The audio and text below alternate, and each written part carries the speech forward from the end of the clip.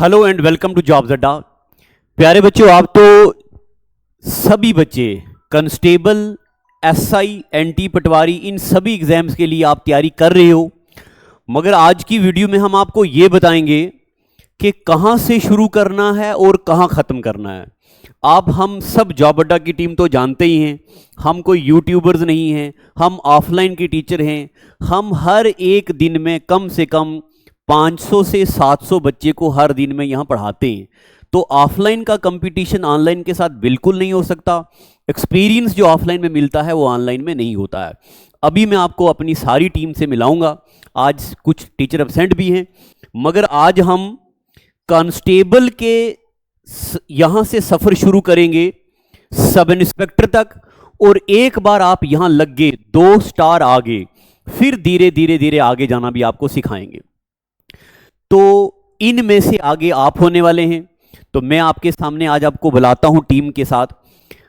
जम्मू में हर बच्चा मैथ से बड़ा डरता है, क्योंकि कुछ बच्चों ने 10th के बाद मैथ छोड़ दिया होता है, कुछ ने पढ़ा होता है मगर उसने अच्छे ढंग से नहीं पढ़ा होता। तो गौरव सर हैं जो हमारे, सर आइए। गौरव सर के साथ वो बच्चा जो क्लास में जुड़ता है वो कहता है कि सर अगर मैं 2-3 महीने पहले आया होता तो आज मैं यहां हुआ होता। तो मैथ्स में नंबर 1, एक बार आप ऑफलाइन ट्रस्ट करके देखिए। मैथ्स के बाद जो दूसरा सब्जेक्ट है सिलेक्शन करवाने वाला, वो रीजनिंग है। रीजनिंग भी मैं आपको ये बात बताऊं कि मैंने कोई बंदा नहीं छोड़ा जम्मू में, मगर हमारे अमित शुक्ला सर हैं। आप अमित शुक्ला सर को सुबह 8 बजे बोर्ड दे दो और शाम के 8 बजे तक सुनते रहो, सर कभी नहीं थकेंगे। जिन्होंने 10 साल दिल्ली में पढ़ाया हो, यूपी में पढ़ाया हो, उनका एक्सपीरियंस हो क्या कहना। उसके बाद जो अगला ज़्यादा वेटेज वाला सब्जेक्ट है इंग्लिश। इंग्लिश में मैं आपको बताऊं, ऐसे तो हमें अंग्रेजी आती है, मगर जब हम एग्जाम क्वालिफाई करने की बात करते हैं तब रूल रेगुलेशन सब हट जाते हैं। तो तमन्ना मैडम एक हमारे स्टाफ मेंबर हैं। इनके बारे में बच्चे मुझे कहते हैं कि मैडम ABC से शुरू करते हैं और फिर हमें धीरे धीरे धीरे इंग्लिश आ जाती है, पता ही नहीं चलता। और मैं आपको ये बात भी बताऊं कि अकाउंट्स वो सब्जेक्ट था जो आप में से बच्चों ने नहीं पढ़ा था। अकाउंट असिस्टेंट में लार्जेस्ट सिलेक्शन देके हितेश सर ने ये साबित किया है कि हमारा सब्जेक्ट भले ना हो ग्रेजुएशन में, मगर फिर भी हम उस सब्जेक्ट में एक्सेल कर सकते हैं। इसके अलावा अभी हमारे 3-4 स्टाफ मेंबर एब्सेंट हैं, क्योंकि आज हम छुट्टी के दिन वीडियो बना रहे हैं। और एक सबसे यंग और एनर्जेटिक टीचर हमारे शराफत सर। हिस्ट्री इतना बोरिंग सब्जेक्ट होता है और बच्चे कहते हैं कि सर हमने हिस्ट्री सीख ली, हमें पता ही नहीं चला, इतना मजा आ रहा है। तो ये तो आपको पता है कि टोटल 4000 वैकेंसी हैं। ये भी आपको पता है कि फॉर्म भरने की डेट कब है, और ये भी आपको पता है कि आखिरी लास्ट डेट कब है इसकी। ये भी आपको पता है आखिरी डेट कब है। ये भी आपको पता है कि फॉर्म कब भरे जाएंगे, फॉर्म भरने की डेट, लास्ट डेट। और उसके बाद आपको ये भी पता है कि हाइट कितनी होनी चाहिए मेल के लिए, फीमेल के लिए, सब क्राइटेरिया आपको पता है। और मैं उम्मीद करता हूं कि 99% बच्चा इस क्राइटेरिया में फॉल करता है। उसके बाद जो एक्स सर्विसमैन हैं उन्होंने भी अपना क्राइटेरिया पढ़ा होगा, सब क्या चीजें हैं ये आप सबको पता है। और ये भी आपको पता है ओपन मेरिट में क्या वैकेंसी है, SC में क्या है, ST में क्या है। अभी आपने ये भूल जाना है कि आप ओपन मेरिट में हो, आपके पास कोई कैटेगरी है क्या है, आपने ये याद रखना है आप ओपन मेरिट में हो। और आपने ये याद रखना है कि आप 10th बेस कोई पेपर तैयारी नहीं कर रहे, आप ग्रेजुएट बेस्ड की तैयारी कर रहे हैं। मैं आपको कांस्टेबल 2016 के पेपर की बात बताऊं, वर्ल्ड ज्योग्राफी से, रिवर से पूछे सवाल, इंग्लिश सिलेबस में नहीं था तो इंग्लिश के ढेर सारे क्वेश्चंस हैं। अब सभी टीचर्स ये भी आपको बताएंगे कि किस एग्जाम के लिए क्या क्या क्राइटेरिया है। सभी टीचर अपने सिलेबस को डिस्कस करेंगे। जो भी YouTube में बोला जा रहा है कि ये सिलेबस है, वो सिलेबस नहीं है, वो सब किसी किताब के कॉपी पेस्ट करके टॉपिक लिए गए हैं। सिलेबस का आपको पता चलेगा जितने भी प्रीवियस ईयर पेपर है। मैं आपको बताऊं, पिछले लगभग 20 सालों के SSC GD के पेपर्स हमने स्टडी किए हैं, कांस्टेबल के और अग्निवीर के सारे पेपर हमने स्टडी किए हैं। आईटीबीपी के पेपर स्टडी किए हैं, बीएसएफ के पेपर स्टडी किए हैं, जितने भी, हाँ, दिल्ली पुलिस के पेपर हमने स्टडी किए हैं। तो एग्जाम कंटेंट ऑफलाइन टीचर से बेहतर किसी को नहीं पता होता है, जो अभी सारे टीचर आपके साथ शेयर करेंगे। तो पहले आपको शराफत सर ये बताएंगे कि जैसे किस डिपार्टमेंट में, होम डिपार्टमेंट में जो वैकेंसी है उसके लिए क्या क्राइटेरिया है, और किसी और डिपार्टमेंट में क्या क्राइटेरिया है, वो सब बताएंगे। वीडियो को एंड तक देखना, आपको बहुत कुछ मिलेगा, और ऑनलाइन और ऑफलाइन कोर्सेज के बारे में भी आपको पूरी जानकारी मिलेगी। तो सर पहले आप इनको क्राइटेरिया बताइए, फिर हम आपको सब्जेक्ट्स बताएंगे।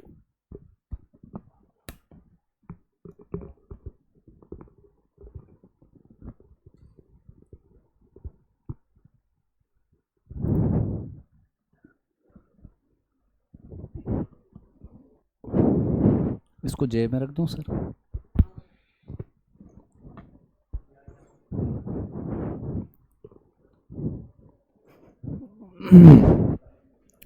तो दोस्तों, जैसे कि आपने सुना ही होगा कि सर ने सारा कुछ आपको इन डिटेल बता दिया, हमें कुछ बताने की ज़रूरत नहीं है।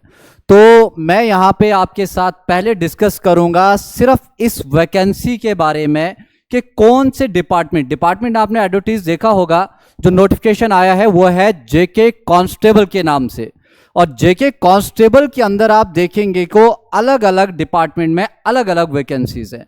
तो पहले अगर आप डिपार्टमेंट की बात करेंगे तो डिपार्टमेंट है आपका होम डिपार्टमेंट। इसमें देखेंगे पे स्केल वगैरह को आपने अभी ध्यान में बिल्कुल भी नहीं रखना है, इसमें कैटेगरी वगैरह को बिल्कुल पूरी तरह से आपको भूल जाना है। लेकिन जब आप फॉर्म लगाएंगे इसका, तो फॉर्म के लिए आपको याद रखना है कि होम डिपार्टमेंट में जो कांस्टेबल की वैकेंसीज हैं पूरा हमारा जे&के में, दैट इज आर्म्ड वाला, इसमें देखेंगे तो इसमें वैकेंसीज हैं 1699 वैकेंसीज टोटल पूरे ऑल जे&के यूटी में। और इसके लिए जो क्वालिफिकेशन क्राइटेरिया है दैट इज वो है आपका मैट्रिकुलेशन, दैट इज 10th पास आपका सर्टिफिकेट होना चाहिए 10th। और इसके बाद होगा आपका क्या, पहले आप रिटन टेस्ट देंगे, एंट्रेंस पास करेंगे, उसके बाद आपको लिया जाएगा फिजिकल टेस्ट के लिए, और तीसरा जो इसमें होगा दैट इज लास्ट स्टेज आपका मेडिकल टेस्ट इसमें होगा। ये रहा आपका किसमें, कांस्टेबल आर्म्ड फोर्सेस के लिए। उसके बाद नेक्स्ट की बात करें, दूसरा जो है इसमें पोस्ट आपका कांस्टेबल SDRF, आपने सुना होगा जो SDRF टीम्स जो होती है, उसमें जो टोटल वैकेंसी है वो है 100। और इसका जो सिलेक्शन प्रोसेस है वो भी सेम है, आपके पास आप 10th पास होने चाहिए। इसके अलावा उसके बाद होगा आपका एंट्रेंस टेस्ट, एंट्रेंस के बाद आपका होगा PT test, that is physical test, और इसका भी होगा आपका उसके बाद मेडिकल टेस्ट, और मेडिकल टेस्ट के बाद आप होंगे फाइनल सिलेक्टेड कैंडिडेट। उसके बाद नेक्स्ट बात की जाए तो तीसरी जो पोस्ट है इसमें कांस्टेबल की टेली कम्युनिकेशन, और इसमें टोटल वैकेंसी कितनी है आपके पास, 502 वैकेंसीज हैं टोटल। और इसका भी जो क्राइटेरिया है, जो सिलेक्शन प्रोसेस है वो भी सेम है। लेकिन यहां पे आपको याद रखना है जब आप फॉर्म फिल करेंगे तो इसमें सिर्फ वही बच्चे फॉर्म फिल करेंगे जिनका 10+2 में होगा साइंस सब्जेक्ट। ठीक है, साइंस सब्जेक्ट होगा वो बच्चे इसमें फॉर्म फिल कर सकते हैं। उसके बाद इसमें सेम होगा आपका एंट्रेंस टेस्ट, और एंट्रेंस के बाद इसमें भी होगा आपका फिजिकल, और फिजिकल के बाद इसमें भी होगा आपका मेडिकल टेस्ट। उसके बाद नेक्स्ट बात करें हम फोर्थ की, तो फोर्थ जो वैकेंसी है आपके पास दैट इज वो है कांस्टेबल फोटोग्राफर। कांस्टेबल फोटोग्राफर, इसमें कितनी वैकेंसी है, इसमें है सिर्फ और सिर्फ 22 वैकेंसीज, 22 वैकेंसीज हैं। और इसका भी सिलेक्शन प्रोसेस क्या है, ये होना चाहिए आपका +2 विद साइंस, साइंस आपका +2 में होना चाहिए। और इसके अलावा इसमें होना चाहिए 6 महीने का कंप्यूटर कोर्स, वही बच्चा इसमें फॉर्म फिल कर पाएगा जिसके पास ये सर्टिफिकेट्स होंगे। उसके बाद क्या होगा इसमें होगा आपका सिर्फ और सिर्फ रिटन टेस्ट, और उसके बाद हो जाएगा आपका सिलेक्शन मेरिट बेस्ड। उसके बाद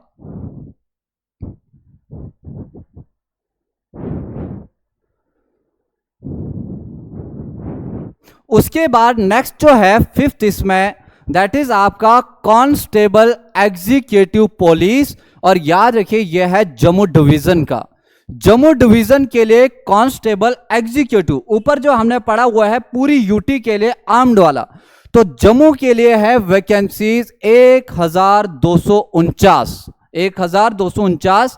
और इसके लिए क्या है क्राइटेरिया, आपके पास 10th का आपके पास सर्टिफिकेट होना चाहिए, यानी कि 10th पास होने चाहिए आप।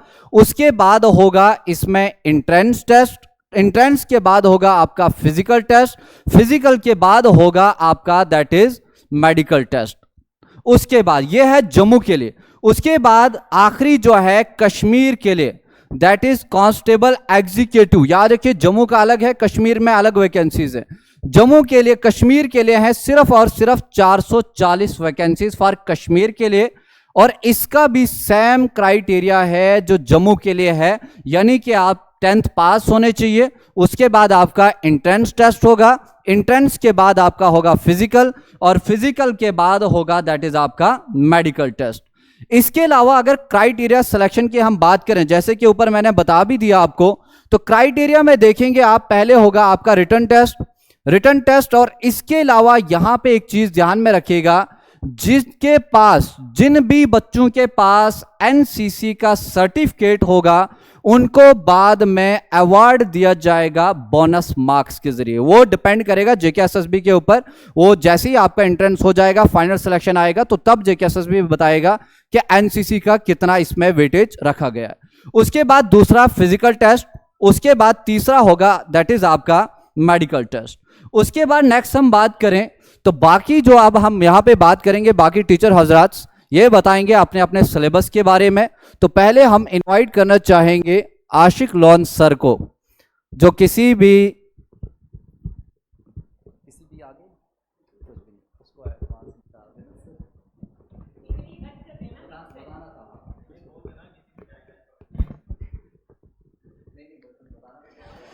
हेलो। तो शराफत सर ने आपको ये बता दिया कि क्राइटेरिया क्या क्या है। देखो ये सब चीज़ें तो आपको पता चली जाएंगी, मगर मैं आपको बताऊं कि जब आप किसी एग्जाम की तैयारी करते हो, क्या पढ़ना है ये तो ज़रूरी है, क्या छोड़ना है ये भी ज़रूरी है। आप जैसे देखो, आपने सब्जेक्ट को कैसे डील करना है, ये आपको पता है कि जनरल स्टडीज़ में बहुत ज़्यादा सब्जेक्ट होते हैं। इन ज़्यादा सब्जेक्ट में 2 सब्जेक्ट ऐसे हैं जिनको अंडर एस्टिमेट किया जाता है। जैसे एक टॉपिक है स्टैटिक जीके और दूसरा टॉपिक है साइंस। तो सुनिए, मेरी बातें गौर से सुनिएगा। आप में से 90% बच्चा ये बोलता है कि सर हमने तो करंट अफेयर याद पढ़ा था, मगर 2 साल पहला करंट अफेयर आ गया, 6 साल पहला करंट अफेयर आ गया। पहले तो करंट अफेयर 2 साल पहला 6 साल पुराना होता नहीं है। दूसरी बात, जब आप करंट अफेयर पढ़ते हो तो आपको कैसे लिंक रखना है। जैसे देखिए, अभी रिसेंटली नोबेल प्राइज दिए गए थे, तो ज्यादातर आप बच्चे पढ़ते हो कि नोबेल प्राइज कब दिया, रिसेंटली किसको दिया, बस हो गया। तो मैं आपको एक बात बताऊं, नोबेल प्राइज से बहुत पुरानी डेट भी पूछी जा सकती है। जैसे अभी आपने एक मूवी देखी होगी जंगल बुक, यूट्यूब पे, पेपर में पूछा जाएगा जंगल बुक मूवी किसने लिखी, तो रुडयार्ड किपलिंग। अब रुडयार्ड किपलिंग नाम आपने कहां सुना होगा? अगर आपने नोबेल प्राइज पढ़े हैं तो आपको यह भी पता होना चाहिए सबसे पहला लिटरेचर में नोबेल प्राइज सबसे कम उम्र में रुडयार्ड किपलिंग को मिला है। तो यह बंदा रिसेंटली न्यूज में है, मगर इसके बारे में जो पूछा जाएगा वो चीज पुरानी है।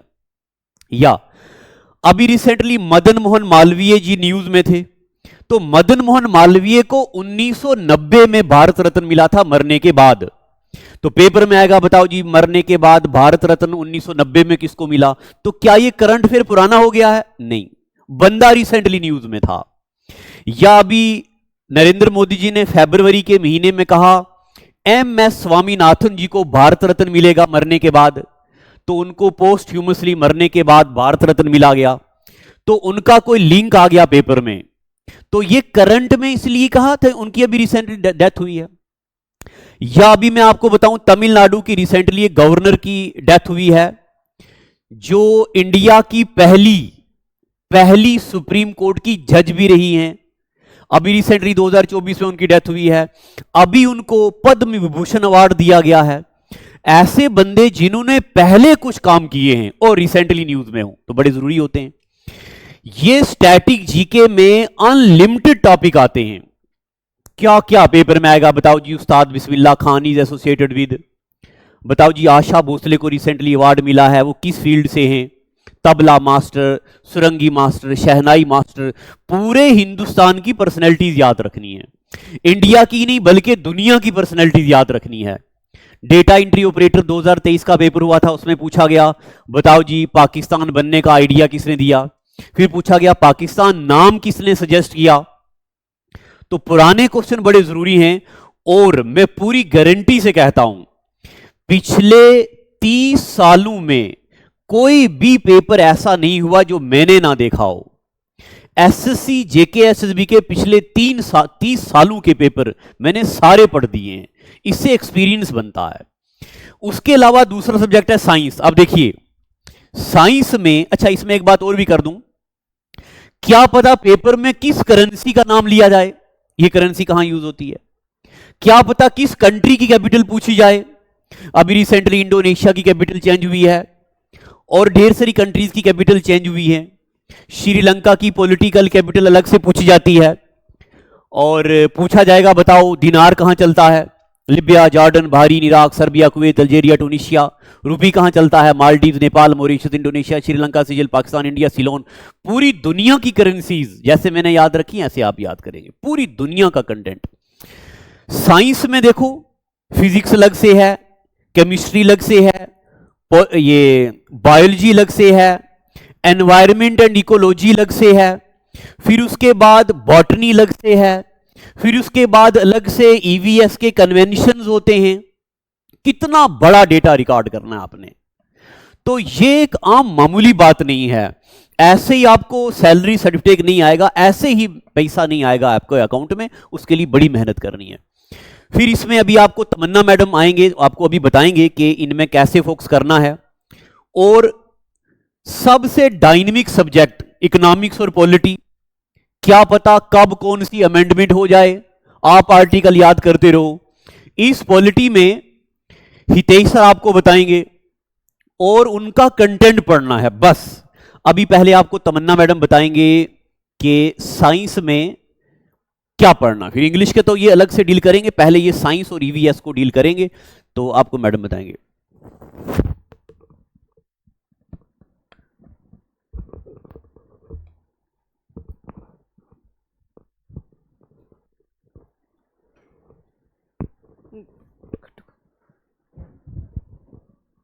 ओके तो स्टूडेंट्स, जैसे सर ने अभी आपको बताया कि जनरल साइंस वाला जो पोर्शन होगा उससे मैं डील करूंगी। पहले एक सिलेबस डिस्कशन कर लेते हैं थोड़ा सा। जनरल साइंस,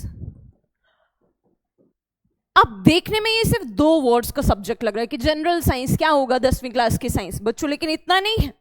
यहां पर आपके पास एक तो आपके पास जो साइंस होता है ना, जिसमें आप फिजिक्स, केमिस्ट्री और बायोलॉजी पढ़ते हैं, ये तीनों कंपोनेंट्स, प्लस ईवीएस, इसका जिक्र बहुत बार अलग से भी किया जाता है, इकोलॉजी यानी एनवायरनमेंट ऐसे लिख दिया जाता है, या डायरेक्टली क्लाइमेट चेंज, बायोडाइवर्सिटी ऐसे लिख दिया जाता है पेपर में। प्लस एक और चीज भी है, that is science and technology. तो ये जो जनरल साइंस दिखने में 2 वर्ड्स का सब्जेक्ट लग रहा है ना, ये देखो इतना सारा भंडार है इसके अंदर। अब इस सब के अंदर है क्या, सबसे पहले बात करती हूं फिजिक्स के बारे में। फिजिक्स में आपको डिफरेंट चीजें पूछी जाती है, जैसे डिफरेंट चीजों के यूनिट्स पूछे जाते हैं, डिफरेंट चीजों की इन्वेंशन के बारे में पूछा जाता है। ये जो फिजिक्स वाला सब्जेक्ट है इसके साथ आशिक सर डील करते हैं तो वो इसे डिटेल में बता पाएंगे। केमिस्ट्री का बेसिक सोर्स होता है आपका पीरियोडिक टेबल। अगर आपको पीरियोडिक टेबल आता है तो केमिस्ट्री से आने वाले सवालों को आप इजीली टैकल कर सकते हो। पीरियोडिक टेबल तो आना चाहिए, लेकिन सबसे ज्यादा वेटेज यहां पर भी मेटल एंड नॉन मेटल्स वाले यूनिट की होती है। यहां से सवाल अगर आप सबसे ज्यादा वेटेज देखो तो कैसा पूछा जाता है, मेटल्स एंड नॉन मेटल्स की जो पेक्यूलियर फीचर्स होते हैं ना, कि मेटल्स में अलग से सारे मेटेलिक कैरेक्टर्स एक तरह के हैं, लेकिन बताइए ऐसा कौन सा मेटल है जो रूम टेम्परेचर में लिक्विड फॉर्म में एग्जिस्ट करता है? बताइए ऐसा कौन सा वाला नॉन मेटल है? नॉन मेटल या तो गैशियस होता है या तो सॉलिड फॉर्म में, लेकिन कौन सा ऐसा नॉन मेटल है जो लिक्विड फॉर्म में एग्जिस्ट करता है? इस तरीके के फीचर्स यहां से आ सकते हैं, या यहां से ओर्स के भी सवाल आते हैं। आपने देखा होगा, अगर आपने प्रीवियस ईयर पेपर्स को एनालाइज किया है तो आपको पता होगा हर पेपर में पूछा जाता है ओर्स के बारे में, एल्युमिनियम की ओर कौन सी है, आयरन की ओर कौन सी है, and so on. Periodic table से डायरेक्ट सवाल पूछा जाता है कि इस वाले एलिमेंट का सिंबल कौन सा है, या ऐसा दे देता है एग्जामिनर कि आपको एक ही क्वेश्चन में चार ऑप्शन दे देगा ए बी सी डी, और बोलेगा चलिए इसको मैच कीजिए कि ए वाले का सिंबल क्या है, बी का सिंबल क्या है, सी का क्या है और डी का क्या है। इन तीनों के कंपैरिजन में अगर मैं देखूं तो सबसे ज्यादा वेटेज बायोलॉजी की है। बायोलॉजी सबसे ज्यादा वेटेज होल्ड करता है क्योंकि यहां पर सवालों का भंडार मौजूद है। यहां पर वाइटामिन्स है, यहां पर डिजीजेस हैं, चाहे बैक्टीरियल है, वायरल है, कम्युनिकेबल है, नॉन कम्युनिकेबल है, या फिर विटामिन्स की डेफिशिएंसी डिजीज, जो हर एक पेपर में हर बारी पूछा जाता है कि विटामिन सी की कमी से क्या हो रहा है, डी की कमी से क्या हो रहा है। इतना ही नहीं, अब पेपर का लेवल बढ़ भी गया है तो आपको पता होना चाहिए, ये भी पूछा जाता है कि कौन से वाले विटामिन का केमिकल नेम क्या है, हमारी बॉडी में कौन सा वाला विटामिन नेचुरली प्रेजेंट होता है जो सनलाइट की वजह से प्रोसेस होता है। तो ये सारे सवाल यहां से बनते हैं।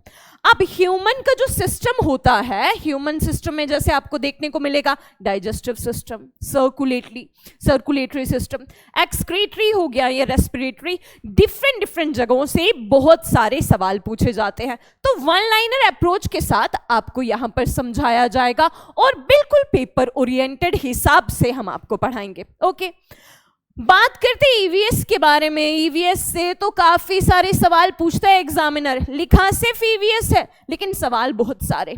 जैसे अभी सर ने कहा कि काफी सारी कन्वेंशंस और प्रोटोकॉल्स हैं। एनवायरनमेंट को बचाने के लिए कौन सी प्रोटोकॉल है, बायोडाइवर्सिटी को सेव करने के लिए प्रोटोकॉल कौन सी है और इंडिया ने लागू कब की, क्योटो प्रोटोकॉल किसके साथ रिलेटेड है, मॉन्ट्रियल किसके साथ रिलेटेड है, ये सब कुछ यहां पे हमें पढ़ना है। अब हम कन्वेंशंस तो पढ़ेंगे, प्रोटोकॉल्स तो पढ़ेंगे, लेकिन उस सब को पढ़ने का कारण क्या है, क्लाइमेट चेंज। क्लाइमेट चेंज यानी कि greenhouse effect, global warming, ozone depletion, pollution हर किस्म का, आपने air pollution, water pollution, soil pollution ये तो सुना ही होगा, लेकिन क्या आपको ये पता है कि लाइट पोल्यूशन भी कोई चीज है, नाइट्रोजन पोल्यूशन भी है और रेडियो एक्टिव पोल्यूशन भी है। इस सब के बारे में ईवीएस वाले सेगमेंट में हम डिटेल में पढ़ेंगे। नॉट ओनली दिस बट आपने ecology, environment, food chain, food web, ठीक है, इस सब के बारे में भी यहां पर पढ़ेंगे। अब आता है साइंस एंड टेक्नोलॉजी वाला पोर्शन। यहां पर हम डील करते हैं कि रिसेंटली हमने कौन सी वाली सैटेलाइट लॉन्च की, शुरुआत में कौन सी सैटेलाइट लॉन्च की थी, मतलब साइंस और टेक्नोलॉजी को हम आपस में रिलेट करते हैं। ठीक है, हम देखते हैं कि कौन कौन सी क्रॉप्स में मॉडिफिकेशन आई, राइस की जो आपको हाइब्रिड वैरायटीज देखने को मिलती हैं वो कौन कौन सी है। तो यही सब कुछ होने वाला है जनरल साइंस में। जनरल साइंस में हम ये तीनों सेगमेंट्स को डिटेल में पढ़ने वाले हैं। ओके, तो इससे नेक्स्ट जो भी पोर्शन होगा वो आपको सर आके बताएंगे।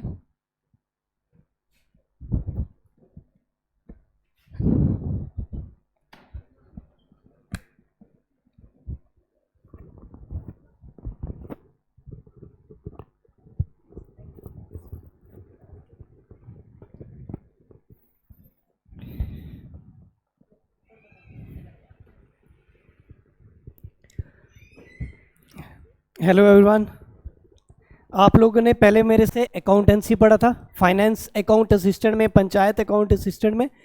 अब लास्ट जो JKPSI का हुआ था तब मेरे से पॉलिटी पढ़ी गई थी। अब वापिस अकाउंटेंसी तो अब हो गया, अब बात आती है पॉलिटी की। तो अब हम पॉलिटी का जिक्र करेंगे। वो कहाँ गया?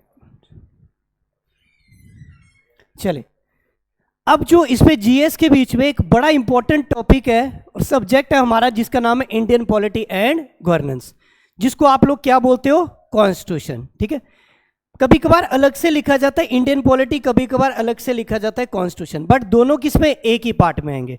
बट हमने जो पूरा सब्जेक्ट पढ़ना है, ये दो तरह की पॉलिटी आएगी। एक तो आएगी हमारी पूरी की पूरी किसकी पॉलिटी? इंडिया की पॉलिटी, जिसको आप क्या बोलोगे? Indian polity. प्लस एक और चीज है जिसका नाम क्या है? जम्मू कश्मीर की पॉलिटी। और इसके बीच में क्या है? जेके रीऑर्गेनाइजेशन एक्ट 2019 का। एक तो इंडियन पॉलिटी हमने पढ़नी है पूरी की पूरी, प्लस जेके रीऑर्गेनाइजेशन एक्ट, और ये अकेला पूरी जम्मू कश्मीर की पॉलिटी यहां से आएगी। और यहां तक कभी कभार देखा गया, जब ऑफलाइन JKPSI सब इंस्पेक्टर वाला पेपर हुआ था, ये अकेला 10 नंबर का आया था, 10 नंबर का अकेला आया था। बट जब ऑनलाइन पेपर हुआ, और आपको भी पता है ऑनलाइन में क्या होता है, शिफ्टों में पेपर होता है, किसी शिफ्ट में 2 क्वेश्चन देखे गए, किसी शिफ्ट में 3 देखे गए, बट एक आध ऐसी शिफ्ट भी थी जिसमें 6 से 7 क्वेश्चन भी देखे गए। बट ये अकेला इतने नंबर का आता है, और वो क्या? जेके रीऑर्गेनाइजेशन एक्ट। और इसके साथ प्लस के इंडियन की पूरी इंडिया की पॉलिटी। और ये इंडिया पॉलिटी है क्या? और ये काफी बड़ी पॉलिटी है पूरी की पूरी। ठीक है, और ये अकेला भी 5 या 6 नंबर का दिखता ही है। अभी फीमेल सुपरवाइजर का पेपर हुआ था, बड़ा माइनर सा दिया गया था इसका portion, making of constitution, principles, preamble, rights, principle and duties, done कर दिया था इसमें। उसके बावजूद 5 सब्जेक्ट में से 6 क्वेश्चन देखे गए, 6 क्वेश्चन सिर्फ जीएस। और कितने नंबर की थी सुपरवाइजर में पॉलिटी? पूरी सॉरी जीएस कितने नंबर की थी? 25 नंबर की। 25 नंबर में 6 नंबर पॉलिटी का पूछ लिया, प्लस रीऑर्गेनाइजेशन का अलग से पूछा गया। तो आज के टाइम पे अगर मेरी मानोगे, किसी भी सब्जेक्ट को आप अंडर एस्टिमेट नहीं कर सकते। आप लोगों को पहले ही एक चीज बता देता हूं, अगर आपने देखा होगा फाइनेंस अकाउंट असिस्टेंट का कट ऑफ स्टार्ट का जो बंदा था वो कितना था? 102। खत्म किस पे हो रहा है? 88 पे। आपके सामने ही है, देखो कितने नंबरों के बीच में डन हो रहा है। और कितनी पोस्टें थी? 952 के करीब, 900 पोस्टें इतने नंबर के बीच में ही डन हो रहे। तो सोच लो कंपटीशन क्या है। आप नॉर्मल नहीं लेके चल सकते, एक एक सब्जेक्ट को हम छोड़ देंगे तो उसके बिना भी पास हो सकते हैं या नंबर आ सकता है, कभी भी नहीं आएगा। आपको हर एक सब्जेक्ट को पढ़ना पड़ेगा और अच्छे तरीके से पढ़ना पड़ेगा, कोई लटर मस्ती नहीं करनी है। और आप एक बार ऑफलाइन बैच ज्वाइन करके देखें, डेमो क्लासेस होती है 4, आपको आराम से पता चलेगा। अभी फाइनेंस इंस्पेक्टर का भी पेपर हुआ था, उसमें भी पॉलिटी बड़ी इंपॉर्टेंट थी। सिंपली आपको पढ़ना है क्या है, शुरू क्या करेंगे। और एक और चीज, आपको यहाँ पॉलिटी में PhD नहीं करानी है मैंने, ठीक है, और वो चाहते भी नहीं हो तुम लोग कर पाओगे। आपको सिंपली वो पढ़ना है जो एग्जाम में दिखना चाहिए, एक्स्ट्रा नहीं पढ़ना है, वैसा पढ़ना है जो दिखे। आपको पढ़ लिया, फॉर एग्जाम्पल आप किताब ले लेते, कोई भी किताब ले लो, आप उसको रीड कर रहे हो, पढ़ रहे हो, बट पेपर में कंटेंट ही नहीं दिखेगा, तो क्या फायदा उस टाइम को उतना देने का। आपके लिए आज के टाइम पे सबसे बड़ी वैल्यू क्या? वक्त की। और वक्त को सही तरह यूटिलाइज करो और उतना पढ़ो और कंटेंट दिखना चाहिए। बाद में घर पे बैठ के तैयारी कर रहे हो, जैसे भी कर रहे हो, यूट्यूब से कर रहे हो, जैसे भी कर रहे हो, बट मैं आप लोगों को बोलूं जो ऑफलाइन का एक्सपीरियंस है ना, वो ऑनलाइन से नहीं मिलता है, फार बेटर एक्सपीरियंस होता है। पोस्ट एक बार आती है, पहले समझ लो 2017 में आई थी लास्ट, अब 24 चल रहा है, आई थिंक 17 में आई थी, अभी 24 चल रहा है। 5-5, 6-6 साल के बाद एक बारी पोस्ट निकल रही है। उसमें भी आप बोलोगे हम घर बैठ के अपनी किताब ले लेंगे, ये ले लेंगे। बेटा किताब पढ़ना आज के टाइम पे इतना सौखा काम नहीं है, बड़ा मुश्किल काम है। क्योंकि किताब पढ़ना तो ठीक है, बट उसको समझना और उसको रिवाइज करने में बड़ा फर्क है। आप ऑफलाइन बैच ज्वाइन करते हैं ना, उसका फायदा क्या होता है, आप अपनी किताब खुद बनाते हो और अपने हाथ से लिखी हुई किताब भूली नहीं जाती, पहले इसको समझ लो। और आपको इतना अच्छा एक्सपीरियंस मिलेगा, 4 दिन डेमो लो, आओ, आपको खुद पता चलेगा जॉब्स अड्डा में पढ़ाया क्या जाता है। और इंडियन पॉलिटी आराम से सब सही होगा। अभी हमारे साथ पास जो JKPSI के बच्चे भी पढ़े हैं, जो मैं अकाउंट्स की बात नहीं करूंगा क्योंकि अब वो नहीं है, अब पॉलिटी की बात करूंगा। PSI में भी बच्चे पढ़े हैं, बॉर्डर बटालियन में पढ़े हैं, आप सारे पेपर निकाल लो और पिछले जितने भी पॉलिटी के पेपर निकाल लो, जो आपको यहां कंटेंट दिखेगा ना, मैं गारंटी बोलता हूं एक भी क्वेश्चन बाहर का नहीं होगा। और आपके सामने ही है, 5 से 6 नंबर लेना मजाक नहीं है आज के टाइम पे। एक एक नंबर के पीछे समझ लो 1000 बच्चा है, 1000 बच्चा। आपका एक नंबर से ही कितना बच्चा ऊपर जाओगे? 1000 बच्चा। एक आपके सामने ही होता है, जब आप मेरिट लिस्ट भी देखोगे, कट ऑफ लिस्ट देखते हो, उसमें देख लो कितना गैप होता है। एक एक नंबर के बीच में मैं गारंटी से बोल रहा हूं 1000 बच्चा है। आपका एक क्वेश्चन ठीक होगा ना, कितना बच्चा ऊपर जाओगे? 1000 बच्चा। एक क्वेश्चन छोड़ दोगे तो कितना बच्चा नीचे गिरोगे? 1000 बच्चा। वेटेज देख लो बहुत खतरनाक चल रही है। और अगर नेगेटिव मार्किंग हुई ना बेटा, काम खराब है। इस वक्त एक ही चीज समझ लो, पढ़ना है तो तरीके से पढ़ना है, एक ही बार लेके पोस्ट निकालनी है, अगली बारी का वेट नहीं कर रहे हैं। ऊपर वाला मौका दे रहा है तो अच्छे से दे रहा है। 4000 पोस्टें नॉर्मल नहीं है, ओपन मेरिट की 1600 मिल रही है, बड़ी अच्छी बात है। तो चुप करके इस बार लो, हासिल करो और तैयारी पे रहो, फोकस करो, सब हो जाएगा। कुछ नहीं है इसके बीच में। बाकी जो अभी अगला सब्जेक्ट है वो नेक्स्ट बताते हैं अभी आपको। चले, जनरल इंग्लिश। अब जनरल इंग्लिश के लिए वापिस तमन्ना मैम वापिस आ रहे हैं। चलो,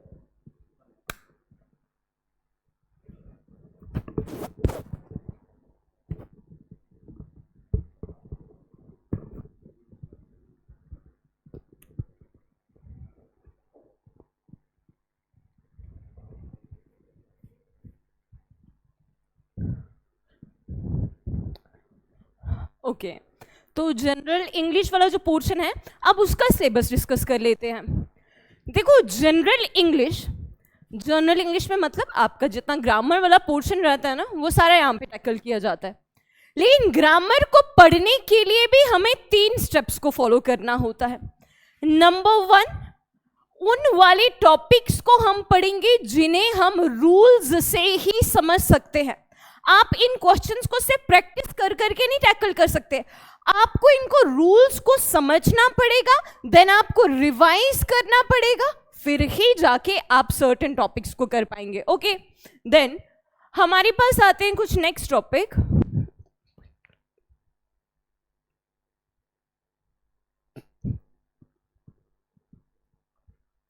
ओके, तो कुछ टॉपिक्स ऐसे जिन्हें हम रूल से ही समझना है, रिवाइज करें, रूल से समझना और रिवाइज करें। देखो कौन कौन से टॉपिक हमारे पास। वर्ब है, मॉडल्स है, प्रेपोजिशन है, टेंसेस है, वॉइसेस, नरेशन, क्लॉजेस हैं, आर्टिकल्स एंड सो ऑन। ये वाले टॉपिक्स आपको रूल से ही समझे जा सकते हैं। अगर आप ऐसे सोचो कि बस मैं पेपर देख लेता हूँ और ये करता हूँ, ऐसे नहीं होने वाला है। इनके लिए आपको रूल्स को पढ़ना ही होगा, ठीक है। नंबर 2 पे जो हमारे पास टॉपिक आते हैं, इनके लिए प्रैक्टिस चाहिए।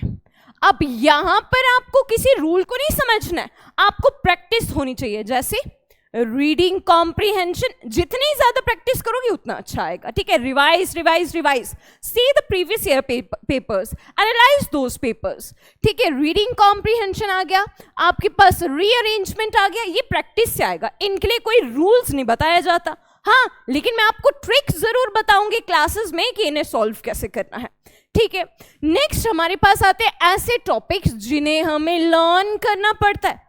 लर्न करना है, रिवाइज करने वाली स्ट्रैटेजी तीनों में है। यहां पर भी रिवाइज करो, यहां पर भी रिवाइज करो, यहां पर भी रिवाइज करो, लेकिन इसे रूल्स के बाद रिवाइज करो, इसे प्रैक्टिस के बाद रिवाइज करो और इसे लर्न करने के बाद। इसमें क्या क्या आता है, आपके पास जो वोकैब वाला पोर्शन है ना, जैसे आपके पास साइनोनिम है, एंटोनिम है, इडियम्स, फ्रेजेस हैं, वो सारा यहां पर जाता है। चाहे आपके पास होमोफोन्स हो, होमोनिम्स हैं, ठीक है, चाहे आपके पास साइनोनिम्स हैं या एंटोनिम्स, चाहे आपके पास इडियम्स एंड फ्रेजेस है, इन्हें आपको याद करना पड़ेगा और ये ट्रिक्स आपको क्लासेस में समझाई जाएंगी।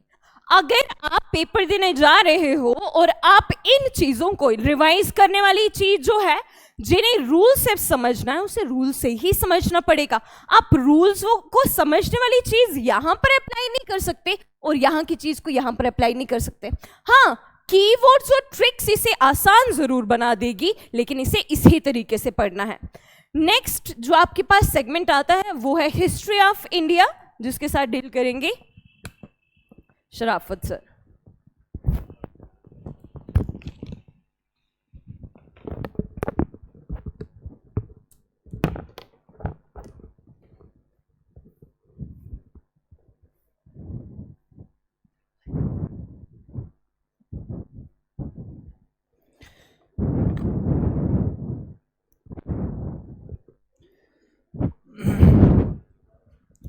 तो दोस्तों, जैसे कि हिस्ट्री में आपने देखा होगा कि हिस्ट्री तो हर कोई पढ़ता है। पहले हम इसमें डिस्कस करेंगे जो हिस्ट्री ऑफ इंडिया है। इंडिया की हिस्ट्री जो है, आपको खास तौर पर जो आपका कांस्टेबल वाला एग्जाम है, कांस्टेबल वाले एग्जाम के लिए आपका जो सिलेबस जो भी आया नहीं है लेकिन जो आएगा, उसमें आप देखेंगे कि उसमें दिया होगा आपका पूरा का पूरा इंडियन हिस्ट्री। और आगे अगर आप पुराना देखेंगे, पुराना जो आपका जो सिलेबस है कांस्टेबल का, उसमें देखेंगे कि इंडियन हिस्ट्री तो था ही, लेकिन आगे उसमें दिया गया था कि स्पेशल जो टॉपिक है आपका हिस्ट्री का, दैट इज आपका फ्रीडम स्ट्रगल वाला। फ्रीडम स्ट्रगल वाला जो पोर्शन है, ये आपको पढ़ना है किसके लिए? मोस्टली जो वेटेज ऑफ मार्क्स जो क्वेश्चन रहता है आपका, इसी से सवाल आते हैं। और यहां पे मैं थोड़ा सा आपको बताऊंगा इन ब्रीफ कि हिस्ट्री को पढ़ना किस तरीके से है, अप्रोच क्या रहेगा आपके पास। चाहे आप हमारे पास ऑफलाइन में पढ़ रहे हैं, चाहे आप ऑनलाइन में पढ़ रहे हैं, चाहे आप घर बैठ के पढ़ रहे हैं, तो मैं यहां पे बताऊंगा कि अप्रोच क्या रहना चाहिए आपको हिस्ट्री को पढ़ने के लिए। तो करना क्या है आपको, फॉर एग्जांपल मैं यहां पे एक एग्जांपल लेता हूं। फॉर एग्जांपल आप एक इवेंट पढ़ रहे हैं, दैट इज आपका पार्टीशन ऑफ बंगाल। अगर आप इस इवेंट को पढ़ रहे हैं तो देखो कितनी चीजें आपको मालूम होनी चाहिए इसके बारे में। पहला तो आपको यह मालूम होना चाहिए कि पार्टीशन ऑफ बंगाल अगर हुआ है तो इसका कारण क्या था। एक चीज पढ़नी है आपको, कॉज, यानी कि आपका बैकग्राउंड। ये जो इवेंट हुआ, बंगाल का विभाजन करवाया गया था, किसने करवाया था, क्यों हुआ था, उसके कारण क्या थे। दूसरा आपको पढ़ना है कि अगर ये विभाजन हुआ, बंगाल का पार्टीशन हुआ, तो इसके करवाने का मकसद क्या था। तीसरा आपको पढ़ना है कि अगर पार्टीशन ऑफ बंगाल हुआ तो इसका रिजल्ट क्या आया, हमारी इंडियंस की तरफ से इसका रिएक्शन क्या रहा। बस इस तरीके से आपको सारे के सारे इवेंट्स मॉडर्न हिस्ट्री में, चाहे एंशिएंट हो, चाहे मेडिवल हो, चाहे मॉडर्न हो, हर किसी इवेंट्स को पढ़ने का यही अप्रोच रखना है। और उसके बाद क्या करना है आपको, जब आप पढ़ेंगे इनको, उसके बाद आपको करने हैं, गूगल पे जाइए, हमारी जॉब्स अड्डा की वेबसाइट है, वहां पे आप MCQs लगाइए और आपके पास खुद ही नतीजा सामने आएगा। इसके अलावा क्या करना है आपको, इसके अलावा जितने भी पुराने क्वेश्चन पेपर्स होंगे, जितने भी पास्ट में जो भी एग्जामिनेशन JK SSB का हुआ हो, चाहे आपका SSC का हो, आपको क्या करना है, उनका एनालिसिस करना है, उनको एनालाइज करना है और उनको देख के आपको स्टडी खुद के ऊपर मेहनत करनी है कि हम कहां पे फॉल कर रहे हैं, कहां पे नहीं। बस इतना सही मैं यहां पे थोड़ा सा बताऊंगा। और इसके अलावा जो हिस्ट्री ऑफ JNK है, इसके साथ भी मैं डील करूंगा। और JNK ऑफ हिस्ट्री जो है, इसमें आपको एंशिएंट भी, आपको मिडाइवल भी या मेडिवल भी, और आपको मॉडर्न हिस्ट्री ऑफ JNK सारा का सारा आपको पढ़ना है। बहुत ज्यादा वेटेज रहती है और इसमें आप पढ़ेंगे JNK में जो इंपॉर्टेंट जो टूरिस्ट डेस्टिनेशंस हैं, जैसे कश्मीर में हरि पर्वत फोर्ट है, इसके अलावा बहुत सारी जगहें हैं, जैसे जम्मू में बाबे वाली माता है, टूरिस्ट डेस्टिनेशन है। रिलीजन के हिसाब से भी देखा जाए बहुत ज़्यादा इनकी इंपॉर्टेंस है। तो इन सब को डिस्कस करेंगे हम, और आपको एग्जाम के लिए यहाँ से बहुत ज़्यादा वेटेज रहेगा। मैं इतना ही बताऊंगा इन ब्रीफ, बाकी आगे आएंगे नेक्स्ट टीचर और वो आपको बताएंगे एप्टीट्यूड के बारे में।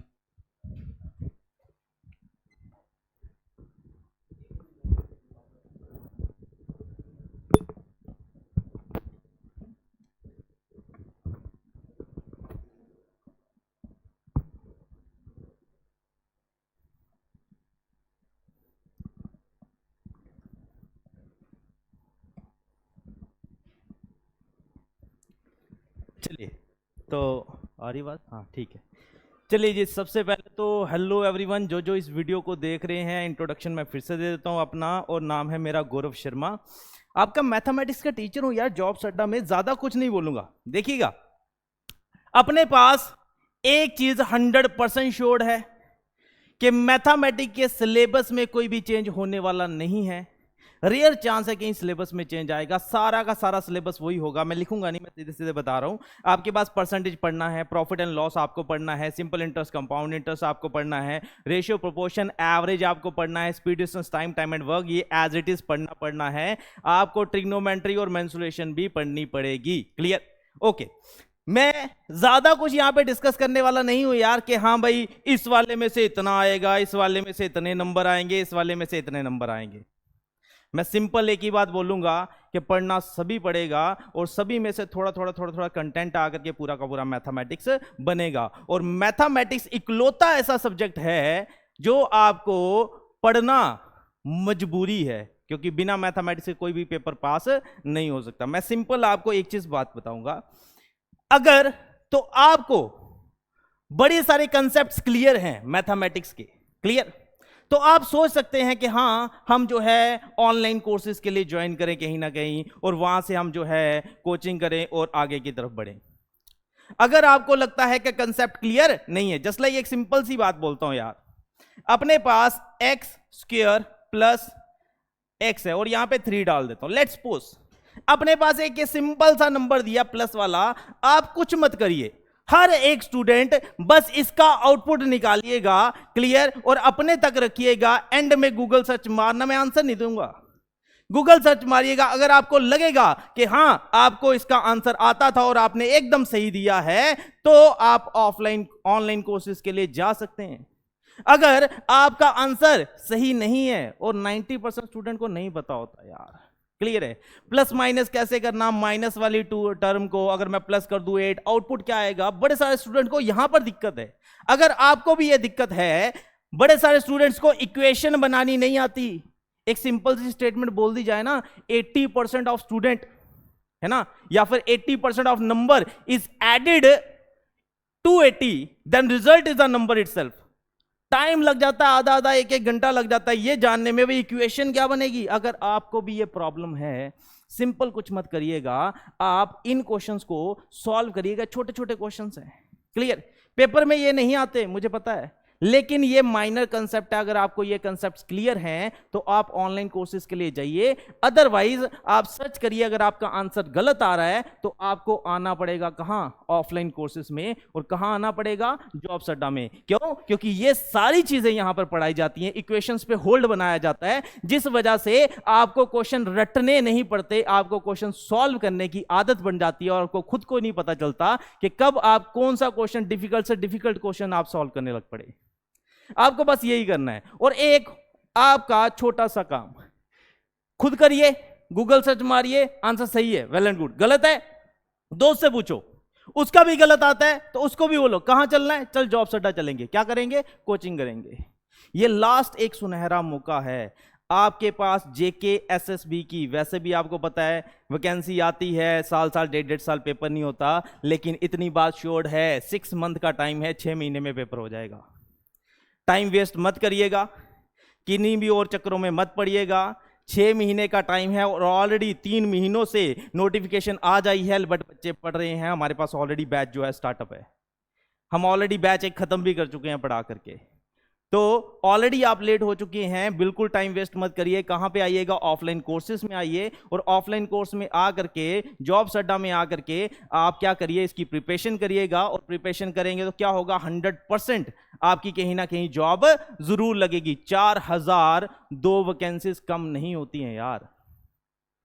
इसके लिए ट्राई करिए और आगे बढ़िए। अगर आपके पास ये कंसेप्ट क्लियर है, वेल एंड गुड, इक्वेशन बनानी आती है, तो ऑफलाइन के लिए मत आइए, ऑनलाइन के लिए जाइए। अगर आपको ये सब नहीं आती, इसमें प्रॉब्लम है, तो ये सारी चीजें आपको यहाँ पे सिखाई जाएंगी और इसी के लिए यहाँ पर आइए। और सिंपल एक ही बात बोलता हूं भाई, ये क्या हट गया भाई, किधर गया,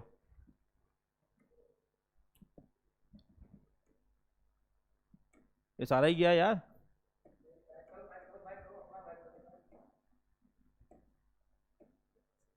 कहाँ,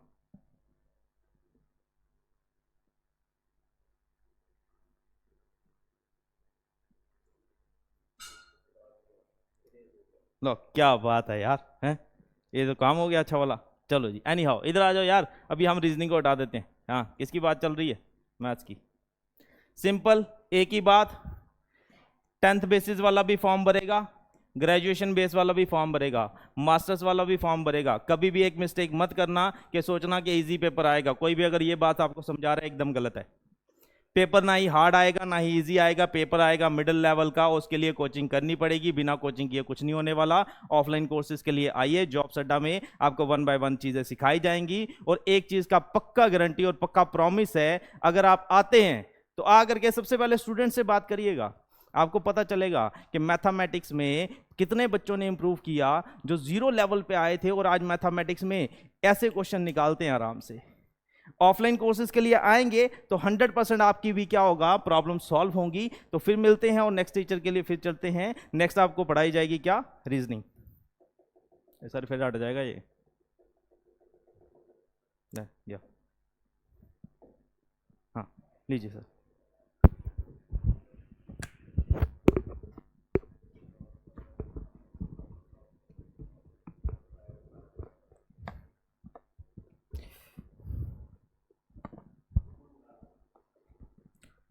चलिए, नाम तो सुना ही होगा। और देखिए, रीजनिंग की बात कर लें तो बात करते हैं रीजनिंग। देखो, रीजनिंग एक ऐसा कंपोनेंट है भाई, ये वही वाली हाल है जैसे जो कुछ भी नहीं पढ़ रहा है वो भी पेपर देने पहुंचता है, ठीक है। और पेपर पहुंचने के बाद वो सोचता है कि चलो आ गए हैं घर पे तो कुछ तो बताना है कि कुछ नंबर आए हैं। तो रीजनिंग में जो है वो 100 आउट ऑफ 100 हर कोई ले आएगा, कोई दिक्कत है ही नहीं, ठीक है। और यही वो पोर्शन है जहां पे आप बता सकते हो हमारे भी इतने नंबर आए हैं। रीजनिंग एक ऐसा कंपोनेंट है जो कि ना बच्चा कभी पढ़ा हुआ होता है लेकिन फिर भी एग्जाम में पूछा जाता है। क्यों? क्योंकि आपकी मेंटल एबिलिटी टेस्ट कर रहा होता है। अब बात कर लेते हैं इसके सिलेबस की। तो सिलेबस में बात किया जाए तो सिलेबस आपका बहुत बड़ा नहीं है, छोटा सा सिलेबस रहेगा और बहुत ज़्यादा कुछ पूछेगा भी नहीं।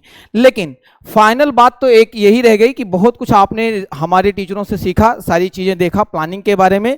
लेकिन मैं एक ज़बरदस्त और फाइनल प्लानिंग बता दूं कि करना आपको क्या है। देख लिए, एक तो चीज़ ये है कि क्या पढ़ना है और क्या नहीं पढ़ना है, ठीक है। दूसरा, हमने तो बड़ा आपके जितने पेपर हैं उनका एनालिसिस किया हुआ है, ठीक है। लेकिन एक बात याद रख लो, आपको खुद से एनालिसिस करना है। आप याद करो 2020-22 की बात है, तब क्या था कि जीएस ज्यादा पूछ रहा था, जनरल साइंस और मैथ्स और रीजनिंग को आपका जेकेएसएसबी ना के बराबर पूछता था। और बच्चा कहता था तैयारी ज्यादा मत करो क्योंकि कुछ तो आ ही जाएंगे। लेकिन हाल फिलहाल जो एग्जाम्स जो हुए हैं, चाहे वो बीएलडब्ल्यू हुआ है, ठीक है, तो जितने भी एग्जाम्स हुए हैं वहां पे वेटेज बढ़ा दिया गया है। और दूसरी और जबरदस्त बात जो आपने आज तक नहीं एनालिसिस की हुई होगी कि एग्जाम में आजकल कर क्या रहा है, हर एक उस पे सेक्शन से, चाहे वो जीएस पोर्शन हो, चाहे वो मैथ्स पोर्शन हो, चाहे वो इंग्लिश पोर्शन हो माय डियर, चाहे वो आपका रीजनिंग ही क्यों ना हो, कुछ चुनिंदा और सिलेक्टेड टॉपिक से क्वेश्चन ज्यादा पूछे जा रहे हैं। अब मजे की बात है, आपने मान लो रीजनिंग पढ़ा, क्या पढ़ा, रीजनिंग में, पहले अपने कंपोनेंट की बात कर रहा हूं, रीजनिंग पढ़ा। अब रीजनिंग में आपने बड़ा कुछ पढ़ लिया, ठीक है, रीजनिंग में आपने बड़ा कुछ पढ़ लिया, बशर्ते आपने 3 टॉपिक नहीं पढ़े। एक कोडिंग डिकोडिंग ठीक से नहीं पढ़ा, दूसरा सीरीज टॉपिक, तीसरा एनालॉजी टॉपिक, और चौथा टॉपिक है हो गया आपका क्लासिफिकेशन, ठीक है। ये टॉपिक्स, क्योंकि हाल ही के एग्जाम में देखा गया, वीएलडब्ल्यू में बात करूं, आपसे बोला गया कि 20 मार्क्स की रीजनिंग पूछी जाएगी और पूछी गई 24 की। तो भैया अब रीजनिंग के बारे में रेडी रहना, 24 की पूछी गई। और मजे की बात यह है कि इस 24 में से 15 से 17 क्वेश्चन केवल और केवल 5 टॉपिक से पूछे गए। और यही नहीं, आप सुपरवाइजर का पेपर उठा के देख लो, खुद से एनालिसिस करो। हम लोग तो कराएंगे, बाकी सब टीचर ने आपको सब कुछ बता दिया, आप खुद से एनालिसिस करो। करता क्या है, ये कंप्यूटर है, एक ही टॉपिक से उठा के क्वेश्चन। इसका मतलब ये हो गया कि आपको ये एनालिसिस करके जाना है कि भैया कौन से टॉपिक से ज्यादा पूछा जा रहा है। हमें हर टॉपिक पढ़ना है, लेकिन जिस टॉपिक से ज्यादा पूछा जा रहा है क्वेश्चन, तो कोशिश करनी है कि उस टॉपिक को हम ज्यादा टारगेट करके जाएं। जैसे आपने हिस्ट्री पढ़ लिया, अब हिस्ट्री में पढ़े जा रहे हो एंसेंट हिस्ट्री, कोई मतलब नहीं है। अब भैया आपको मॉडर्न ज्यादा अच्छे से पढ़ना होगा, और मॉडर्न पढ़ रहे हो तो गांधी ईयर आपको आना चाहिए, सही है ना। तो वैसे बात किया जाए पॉलिटी में, अब पॉलिटी में कॉन्स्टिट्यूशन ऑफ इंडिया आपको पता ही नहीं है, बाकी सब रट्टा मार के बैठे हो, तो वो आना चाहिए। साइंस पढ़ रहे हो तो ह्यूमन नर्वस सिस्टम के बारे में आपको अगर आता ही नहीं है तो मेन चीजें हैं, मतलब जो भी पढ़ रहे हो, चाहे ज्योग्राफी है, कोई भी कंपोनेंट है, जो मेन टॉपिक है अगर उसे इग्नोर कर रहे हो तो फिर फंस जाओगे। मैथमेटिक्स में आपको मान लो आपको 4-5 टॉपिक आ नहीं रहे हैं, फिर तो आप फंसे ही जाओगे ना। तो यही करना है कि आपको जो पढ़ना तो सब कुछ है, पढ़ना तो सब कुछ है, लेकिन आखिरी दांव यह है कि आप देख लो पिछले 2 पेपर से जेके एसएसबी की हरकतें बदली हुई नजर आ रही हैं, और वो कर क्या रहा है, किसी पर्टिकुलर टॉपिक को टारगेट करेगा और उसी से क्वेश्चन पूछे जा रहा है। मतलब ये नहीं है कि जो हमने ये नहीं कहना है कि सारा नहीं पढ़ना है, पढ़ना है, लेकिन जो कोर टॉपिक है वो टीचर आपको बताएगा, जब यहां पे आओगे वो बता दिया जाएगा कि ये कोर टॉपिक है। कोर टॉपिक में जबरदस्त नॉलेज होना चाहिए, और ये मैं नहीं कह रहा हूं, आप 2 पेपर डाउनलोड कर लो और देख लो कि पूछा क्या गया। जैसे मैं बात करूं रीजनिंग की, रीजनिंग में कोडिंग डिकोडिंग से 3-4 क्वेश्चन पूछे गए, सीरीज से 3-4 क्वेश्चन, 3-4 क्वेश्चन एनालॉजी से पूछ लिए गए, 1-2 क्वेश्चन क्लासिफिकेशन से और एक सिलॉक से, मतलब और एक स्टेटमेंट एंड कंक्लूजन्स। मतलब रीजनिंग का इतना बड़ा सिलेबस और उन्होंने 5 टॉपिक से क्वेश्चन सारे पूछ लिए। ठीक है, अब इसका मतलब ये है कि जो कोर टॉपिक है उस पर ज्यादा फोकस रखना है। ठीक है, और दूसरी कंडीशन बता दूं, एग्जाम में गुरु याद रखना, एग्जाम में पेपर को पूरा सॉल्व करना है, पेपर को भैया पूरा सॉल्व करना है, पूरा सॉल्व करो। बिना पूरा पेपर सॉल्व किए सिलेक्शन आपका नहीं होगा, इस चक्कर में मत रहना 70% सिलेबस सॉल्व पेपर सॉल्व करके आएंगे सिलेक्शन होगा, कतई नहीं होगा। पेपर पूरा सॉल्व करो और क्वेश्चन को आधा सॉल्व करो। रीजनिंग में कैसे आधा क्वेश्चन सॉल्व करना है वो मैं बताऊंगा। ठीक है, बाकी इसी उत्साह के साथ अब क्लास को ओवर करते हैं और आप अपनी तैयारियों पे लग जाइए। मिलिए जॉब्स अड्डा में, वहीं मुलाकात होगी। Thank you and God bless you.